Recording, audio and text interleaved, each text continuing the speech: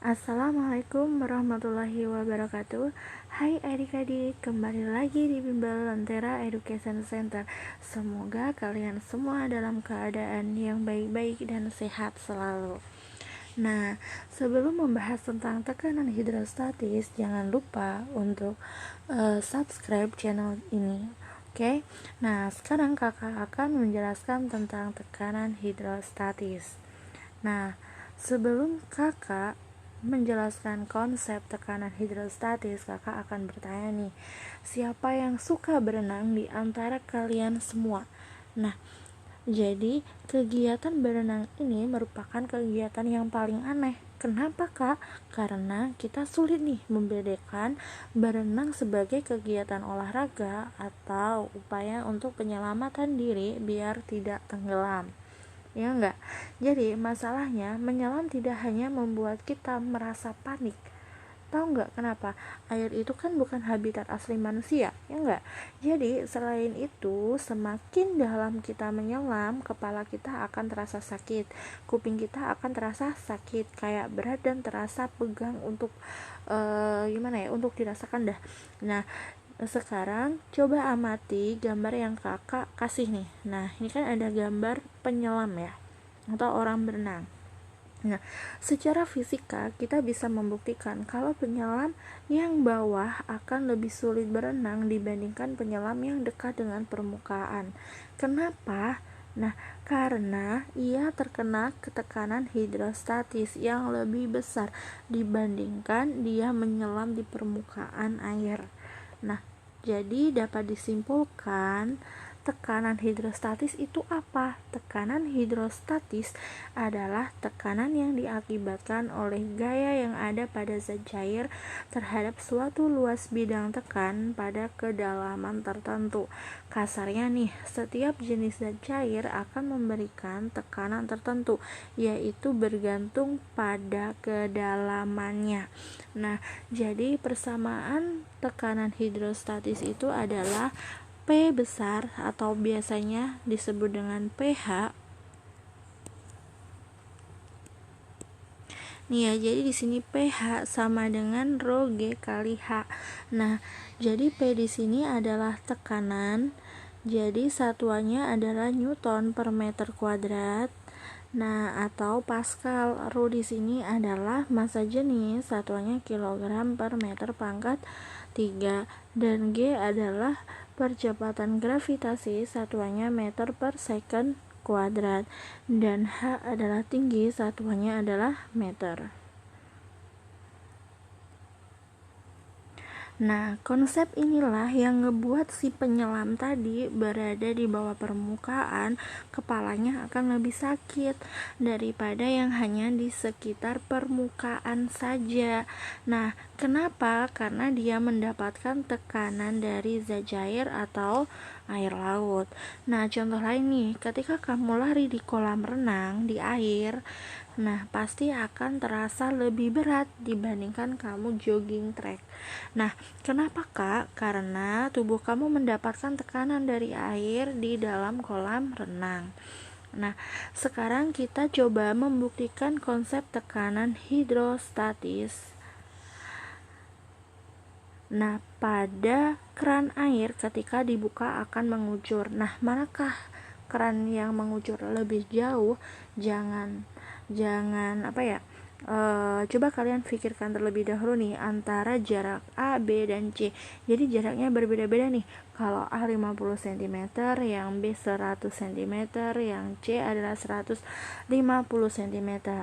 Nah, kalian harus mencari terlebih dahulu tekanan hidrostatis di ketiga titik A, B, C. Nah, sekarang kita cari dulu ya. Untuk yang A, P sama dengan rho kali G kali H. Rho-nya berapa? Rho-nya 1000 dikali 9,8 dikali 50 cm nih. Jadi 50 cm itu kalau dijadikan meter berarti kan dibagi 100. Jadi berapa? Jadi 0,5. Nah, jadi 1000 dikali 9,8 dikali 0,5 hasilnya adalah 4900 Newton per meter kuadrat atau Pascal. Nah, untuk yang titik B adalah 100 cm. Jadi P sama dengan rho G kali H sama dengan 1000 dikali 9,8 dikali 1. Karena 100 dibagi 100, jawabannya berapa? 1000 dikali 9,8 hasilnya adalah 9800. Nah, habis itu yang C adalah P sama dengan rho G kali H. Rho-nya adalah 1000 dikali 9,8 dikali 1,5. Nah, 1000 dikali 9,8 dikali 1,5 hasilnya adalah 14.700 Newton per meter kuadrat. Ini juga ya, Newton per meter kuadrat. Nah, jadi jawabannya mana yang akan mengucur lebih jauh? Jawabannya adalah yang C. Kenapa? Karena perbandingan jaraknya aja 3 kali lipat dari perbandingan jarak keran A. Nah, sehingga dihasilkan 14.700 Newton per meter kuadrat itu untuk keran C. Nah, ketika keran C dibuka, dia akan mendapatkan tekanan yang lebih besar dari air yang ada di dalam bak. Maka itu kucurannya akan lebih jauh. Nah, konsep penjelasan tekanan hidrostatis itu cukup ada di tekanannya aja. Jadi kalau kamu ingin tahu untuk berapa lama waktu yang dibutuhkan untuk air di bak habis atau kecepatannya kucuran itu, nah jadi kalau kecepatannya V sama dengan jadi untuk mencari kecepatannya tadi adalah V sama dengan akar 2GH. Nah, ini untuk kecepatan ya. Jadi kalau untuk waktu itu T sama dengan akar 2Y per G. Nah, sehingga diperoleh nilai X atau jaraknya itu sama dengan 2 akar HY. Nah, misalkan nih ada soal ya.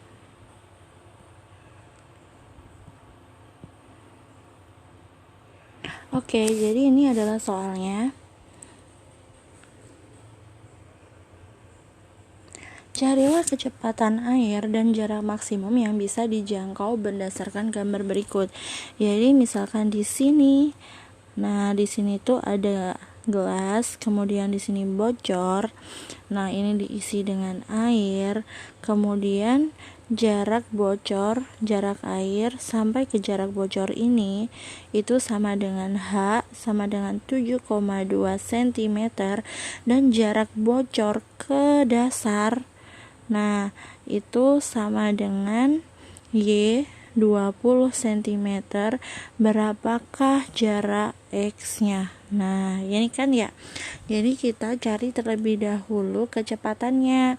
Nah, kan udah diketahui hanya 7,2 cm, Y-nya sama dengan 20 cm.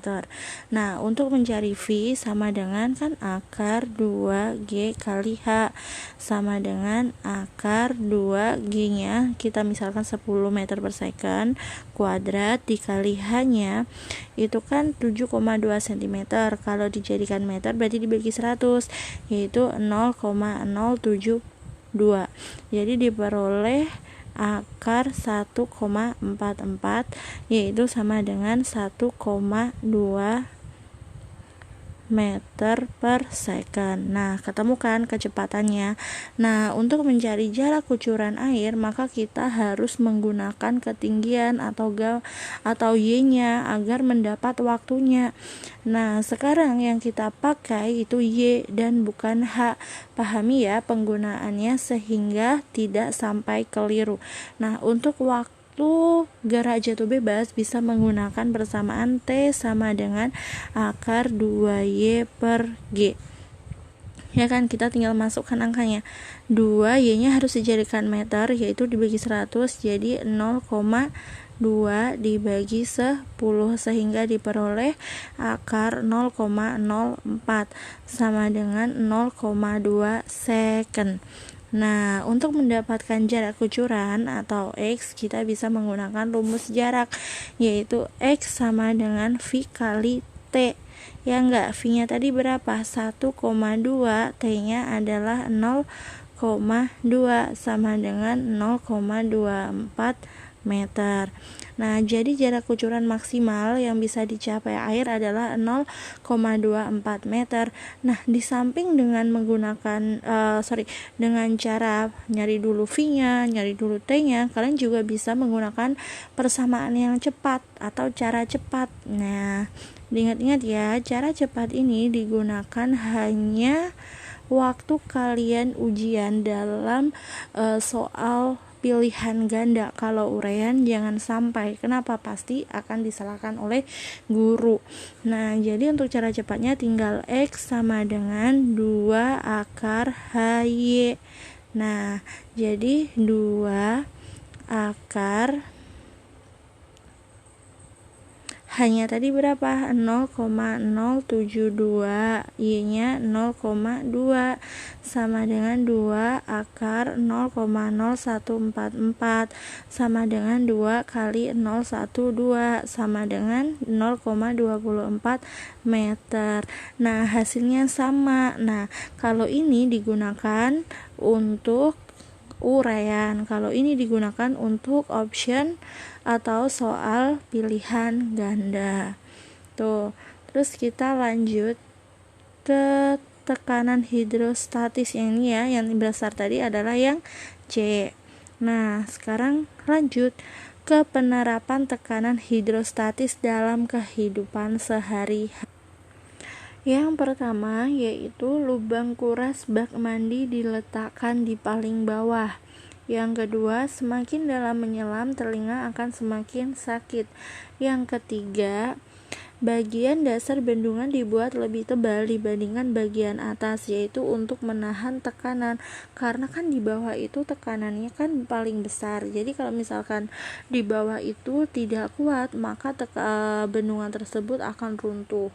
Terus pengecekan tekanan darah sebelum pemasangan infus. Kenapa? Agar mengalir tekanan darah harus lebih rendah dari tekanan infus. Kamu pikir konsep tekanan hidrostatis ini nggak penting ya? Karena cuma menghubungkan massa jenis, gravitasi, dan kedalaman saja. Jawabannya adalah salah. Jadi ada berbagai manfaat yang bisa kita temukan di kehidupan sehari-hari dari ditemukannya konsep tekanan hidrostatis.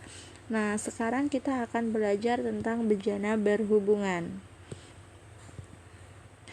Kayak apa sih bejana berhubungan itu? Ngomongin fluida dan tekanan tidak akan bisa lepas dari bejana berhubungan. Jadi sebenarnya konsep bejana berhubungan ini simple banget loh. Jadi kayak sifat air pada umumnya aja, di mana air akan berubah bentuk mengikuti wadahnya. Nah, ketika kita mempunyai wadah berupa bejana yang saling berhubungan, tinggi permukaan airnya akan merata di seluruh bagian bejana tersebut. Gampang kan? Nah, masalahnya nih, bagaimana kalau massa jenis air yang kita tuangkan itu berbeda-beda? Nah, di salah satu pipa U, misalnya nih, kita isi dengan minyak, sementara di pipa satunya lagi kita tuangkan dengan air. Apakah hasilnya tetap sama? Jawabannya tentu tidak, karena massa jenisnya itu berbeda. Materi tentang massa jenis ini akan kita bahas di hukum Archimedes di video selanjutnya. Nah, salah satu dari kedua zat cair tersebut ada yang lebih enteng sehingga bisa berada di atas yang lainnya dan tidak tercampur. Namun hal yang menarik adalah tekanan mereka sama. Nah, Jadi di sini ketika dikasih air dan setelah dikasih minyak. Jadi minyak dan air ini tidak bisa bercampur. Kenapa? Karena massa jenisnya berbeda. Tetapi tekanan minyak dan tekanan airnya sama. Nah, tekanan inilah yang dapat kita cari untuk menggunakan konsep hidrostatis tadi. Nah, kita hanya menyamakan berdasarkan tinggi dan massa jenis kedua zat cairnya saja. Untuk konsep ini, kamu perlu perhitungannya adalah jarak atau ketinggiannya. Kamu harus mengukurnya dari permukaan ke batas bawah dari perbatasan kedua zat cair yang berbeda itu. Jangan sampai salah ya. Nah, jadi tekanan zat cair atau pada air sama dengan tekanan zat cair pada minyak. Jadi P1 ini misalkan air, P2-nya adalah minyak.